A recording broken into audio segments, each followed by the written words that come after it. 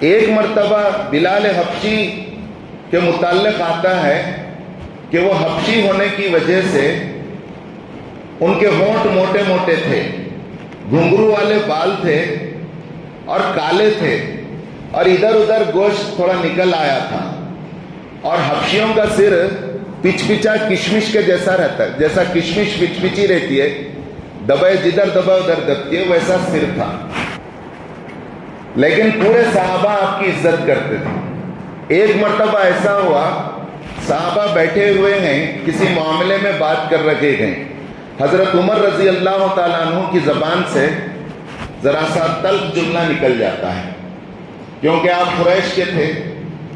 یہ جملہ نکلتا ہے کہ کالا کالی ماں کا بچہ، اس طرح کا جملہ نکل جاتا، اتنے ناراض ہوتے ہیں، دل کو بات لگ جاتی، ایمان لایا ابھی قبول نہیں کرے میرے کو، ابھی میرے کو کالا کالی ماں کا کالا بچہ بول رہی ہے۔ گھر کو گئے، چھوٹی صورت کر لے کے رپورٹ دے دیے دوسرے ساتھیاں، رسول اللہ صلی اللہ علیہ وسلم، رسول اللہ صلی اللہ علیہ وسلم حضرت عمر پر لال پیلے ہو گئے کہ ایسی کیسی بات عمر نے کہہ دی۔ جب ساتھیوں نے بتایا، فوری جاؤ اور رسول اللہ سے ملو اور بلال سے ملو، اپنا معاملہ صحیح کر لو۔ بھاگے بھاگے احساس ہو گیا، رسول اللہ کے پاس آئے، دیکھا کہ چہرہ سرخ ہو چکا ہے غصے سے،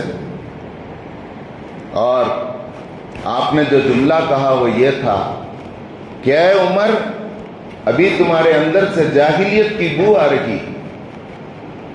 دیکھیے بات کوئی عمدن نہیں تھی، غلطی ہوئی، احساس بھی ہو گیا، اور ابھی تو ایمان لائے تھے، پوری تعلیم تربیت بھی نہیں ہوئی تھی، ایسا بھی نہیں تھا کہ خاندان مسلمان تھا، باپ مسلمان، باپ کے بچے مسلمان تھے، ایسا بھی نہیں تھا جیسا ہمارے جیسا ہے۔ بولے اے عمر، تمہارے اندر سے ابھی جاہلیت نہیں گئی، جاہلیت کی بو آ رہی گئے، کہیں نہ کہیں میں قریش اور عزت دار خاندان کا ہوں، دماغ میں بیٹھا ہوا ہے، اور سامنے والے کو تم حقیر سمجھ رہے ہیں، تبھی تو یہ جملہ نکلا کہ کالا اور کالی ماں کا بچہ۔ عمر تم ان سے اپنے معاملے کو صاف کر لو، ورنہ اللہ اور اس کا رسول اس کے لیے کچھ نہیں کر سکتے۔ سیدھے حضرت بلال کے گھر گئے، اپنے آپ پر ملامت کرتے ہوئے گئے، عمر کیا غلطی کر دیا ایسا، اتنی بڑی غلطی جس کا اندازہ مجھے نہیں تھا، اللہ کے رسول جس کا ایسا نوٹس لیے، بولے کہ جاہلیت کا بھی ایک پارٹ ہے دماغ میں، ایمان مکمل نہیں ہوا، بول دیے۔ باہر سے ہی آواز دینے لگے، سیدی سیدی، اے میرے سردار، اے میرے سردار، نام بھی نہیں لیے۔ سوچے بھی نہیں تھے کہ قریش کا ایک معزز سردار جس نے میرے کو کالا بولا ہے، وہ گھر کو آئیں گا سیدی بول کے۔ اس کو آخرت کے ڈر نے اور رسول اللہ کے غصے نے اسے گھر تک پہنچا دیا، اس کے غرور کو کیسے چور کر دیا آپ دیکھیے۔ سیدی سیدی، اے میرے سردار، اے میرے سردار۔ انتظار میں تھے کوئی تو آتی کیا ہے کہ بل، وہ خود آ گئے، قریش کے سردار عمر آ گئے اور آواز لگا رہی، میرے سردار بلال، اے میرے سردار بلال۔ فوری دروازہ کھولا، آنکھیں نم ہیں، سمجھ گئے جو بات حضرت عمر رضی اللہ تعالیٰ عنہ کہتے ہیں، کتنا آپ کو اس غلطی کا احساس تھا، اس سے اندازہ کیجیے۔ آپ نے کہا کہ سیدی، عمر کا دماغ خراب ہو چکا ہے، ابھی عمر کے دماغ میں تھوڑا سا غرور بیٹھا ہوا ہے، اس لیے تو زبان سے ایسا جملہ نکلا۔ آپ مجھے معاف بھی کیجئے اور میری تربیت بھی کیجئے، تزکیہ بھی کیجئے۔ تزکیہ یہ ہے کہ میں اس سر کو جس میں غرور بھرا ہوا ہے ابھی تھوڑا مٹی پہ رکھ دیتا ہوں اور زبان کو باہر نکالتا ہوں، اپنے پیروں سے عمر کے زبان کو رون دیجئے۔ تاکہ عمر کی تربیت ہو جائے. کیا بات ہے, کیا معاملہ ہے, آپ اندازہ کریں. حدیث میں آتا ہے زار و قطار محبت سے رونے لگے, سوچے بھی نہیں تھے کہ مجھے اتنا پھر اسٹیٹس دیا جائے گا. اس کے بعد سے تاریخ میں آتا ہے کبھی آپ کا نام لے کر آپ نے نہیں بولا, یعنی احترام اتنا کیا. دونوں گلے ملے, خوب روئے, مجھ سے نکل گیا, کہا کہ بے شک بھائی تم یہاں تک آئے اور تم نے مجھ سے معافی چاہی, اور یہاں تک کہہ رہا ہوں میں نے تمہیں معاف کر دیا, میرے دل میں کچھ نہیں. اس کے بعد آپ کہتے تھے سیدنا بلال اتقا سیدنا ابو بکر رضی اللہ تعالیٰ, ہمارے سردار بلال ہیں جن کو آزاد کرایا ہے ہمارے سردار حضرت ابو بکر رضی اللہ تعالیٰ نے.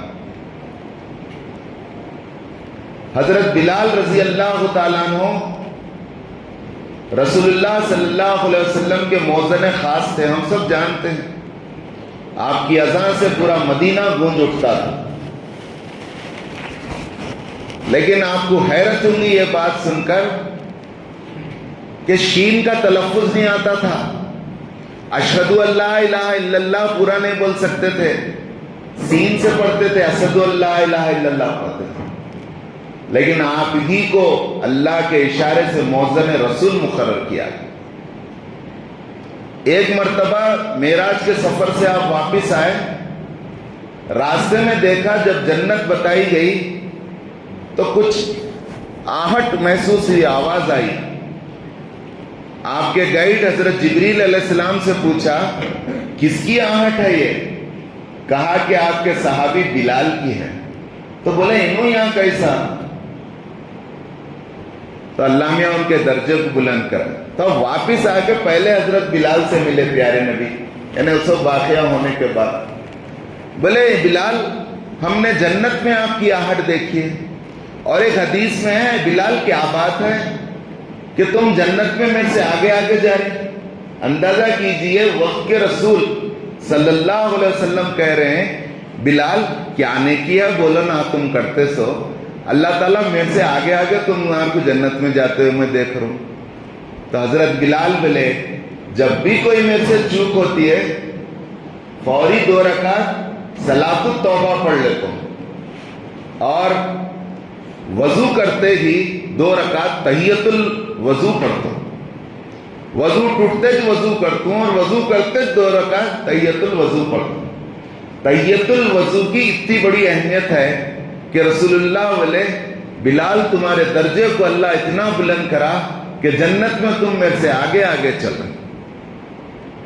میرے والد محترم اللہ ان کی مغفرت کرے, وہ مجھے بولتے تھے کہ دیکھ ٹیپو سلطان ہمیشہ باوضو رہتے تھے, تو نوجوانوں کو چاہیے کہ گھر سے جب بھی نکلے, بلکہ پورے مسلمانوں کو چاہیے کہ گھر سے نکلنے سے پہلے وضو کر کر نکلے. پتہ نہیں ہم گھر واپس آئیں گے کہ نہ آئیں گے, اور اللہ ہمارے ساتھ کیا معاملہ کرے گا. باوضو رہیں, رحمت کے فرشتے اور حفاظت کرنے والے فرشتے ہمارے ساتھ رہیں گے. اور اس کی کتنی اہمیت ہے, 2 رکعت اگر نماز پڑھ لیں تو آپ دیکھیے بلال رضی اللہ تعالیٰ عنہ کی درجات کتنے بلند کیے گئے. جب رسول اللہ صلی اللہ علیہ وسلم نہیں رہے دنیا میں, اور اس کے بعد حضرت بلال رضی اللہ تعالیٰ عنہ سے کہا گیا کہ اذان دو. ایک مرتبہ اذان دی, جب اس پر پہنچے اشہد ان محمد الرسول اللہ, اتنا روئے خبر کے پاس ٹھہر کے, اور اس کے بعد کہا اور پورے مدینے کو رلا دیا. بار بار کہتے میرے آقا نظر نہیں آ رہے, میں کس کی گواہی دوں. خبر کے سامنے ٹھہر کر اذان دی, اور اس کے بعد بولے مجھ سے اذان دینا نہیں ہو سکتا, امیر المومنین سے اجازت چاہیے کہ مجھے اجازت دیجئے, میرے آقا نظر نہیں آ رہے ہیں, میں مدینے میں نہیں رہ سکتا. آپ نے سمجھا بجھا کر 2 سال روک لیا اپنی خلافت میں. پھر حضرت عمر خلیفہ بنے تو پھر اجازت چاہیے, امیر المومنین میں شام کو چلے جاتا ہوں, میرے کو پیارے نبی نہیں دکھ رہے, پلیز چھوڑ دیو. تو آپ اذان دینا بند کر دیے تھے, دوسروں کو اذان دینے کی ذمہ داری دے دی گئی تھی. دمشق چلے گئے, شام جو کیپٹل دمشق شام کا جو کیپٹل سٹی ہے وہاں رہنے لگے. چند دنوں کے بعد حضرت عمر رضی اللہ تعالیٰ عنہ خلیفہ ہیں, آپ کو ایک خواب پڑتا ہے. وہ خواب میں پیارے نبی صلی اللہ علیہ وسلم آتے ہیں. کیسی محبت ہے آپ دیکھیے, رسول اللہ صلی اللہ علیہ وسلم سے محبت. پیارے نبی صلی اللہ علیہ وسلم خواب میں آ کر کہتے ہیں, بلال کتنے دن ہو گئے تم ہمارے شہر کو نہیں آئے, کیوں بلال تم ہماری زیارت نہیں کرتے کیا؟ فوری نیند سے بیدار ہوئے. اس واقعے کو لکھنے والے لکھتے ہیں, صبح تڑکے سے جو سواری ملی لے کر مدینے کو نکل گئے. مدینہ گئے, پورے لوگوں گھیر لیے, بلال آئے ہیں بلال آئے ہیں, اور اذان نہیں دینے کا اصرار کرے تھے. سب نے طے کیا کہ حسن حسین کی بات کو مان لیں گے, چھوٹے بچے ہیں, پیارے نبی کے نواسے ہیں, ان سے ریکویسٹ کریں گے. ان سے ریکویسٹ کرے تو مان لیے, اذان دے تم. اذان دیے, اتنا روئے اشہد ان محمد الرسول اللہ پہ, پورے گھروں سے عورتیں بچے نکل آئے اور پورا مدینہ رونے لگا. تاریخ میں آتا ہے 4 سال کے بعد پھر سے مدینے میں ایسا دکھا جیسے پیارے نبی کریم صلی اللہ علیہ وسلم کا دور آ گیا, اور سب کو رسول اللہ صلی اللہ علیہ وسلم کی محبت اور شہادت کی عظمت کو یاد دلا کر رلا دیا. جا رہے تھے پھر دمشق کو, جانے سے پہلے امیر المومنین سے مل لے کے جائیں گے. ساتھیوں کے ساتھ گئے. امیر المومنین بہت کامات ہے حضرت عمر کو, بہت بڑے علاقے کے, میں اس سے پہلے بتایا آپ کو, بہت سے لوگ کیوں میں ٹھہرے ہوئے. جو ہی معلوم ہوا چمبر میں بلال ملنے کے لیے آئے ہیں, تاریخ میں آتا ہے امیر المومنین اپنی چیئر چھوڑ کے فوری باہر آئے. باہر آ کے ہاتھ پکڑ لیے, دور تھے ابھی نمبر دور تھا, ہاتھ پکڑ لے کے ہاتھ سر پہ رکھ کے, سیدی اے میرے سردار چلے آئیے, اپنے چمبر میں لے کے آئے. حدیث میں آتا ہے اس واقعے میں اپنی کرسی پر بلال رضی اللہ تعالیٰ عنہ کو بٹھایا. اب باہر چک پک چل رہی ہے چمبر کے باہر, ہم 10 بجے سے بیٹھے ہیں, ہم 11 بجے سے بیٹھے ہیں, ہم آپ کو چھوڑ کے ان کو لگ گئے, ہم قریش کے لوگ ہیں, ہم مکے کے ہیں, ہمارے کو اتنی تکلیف ہے, آ کے ان کو لگ گئے, ان سے پہلے مل رہی. غصے میں باہر آئے, باہر آ کے بولے خبردار منہ بند کرو. بلانے والے نے سب کو بلایا تھا, اللہ کے رسول نے, لیکن سب سے پہلے جو آئے تھے وہ بلال تھے, اس لیے ان کا درجے پہ کوئی نہیں پہنچ سکتے. وہ سب سے پہلے لبیک کہتے, اس لیے ان کا یہ درجہ ہے, اور وہ میرے سردار ہیں, اور میرے سردار ابو بکر نے انہیں آزاد کرایا ہے. یہ اللہ کے رسول کے پیارے حبیب ہیں, ان کو میں جتنا اسٹیٹس دے رہا ہوں تم بھی یہی اسٹیٹس دینا, ورنہ تم بھی گناہگار ہو جاؤ. محترم حضرات, یہ ہے وہ مقام ایک حبشی غلام کا, جس کے متعلق آخری بات یہ کہتا ہوں, جب مکہ فتح ہوا تو رسول اللہ صلی اللہ علیہ وسلم نے کہا, اے بلال تم کعبۃ اللہ کی چھت پہ چڑھ جاؤ, چڑھ کے اللہ کی بڑائی بیان کرو. آپ مکہ فتح ہونے کے بعد کعبے میں نعرہ تکبیر سب سے پہلے اذان جن کے ذریعے سے لگائی گئی, وہ کوئی قریش کا سردار نہیں تھا, وہ ایک ایمان والا خریدا ہوا آزاد کیا ہوا غلام حضرت بلال حبشی رضی اللہ تعالیٰ عنہ تھے. آپ جب اذان دیے تو جو لوگ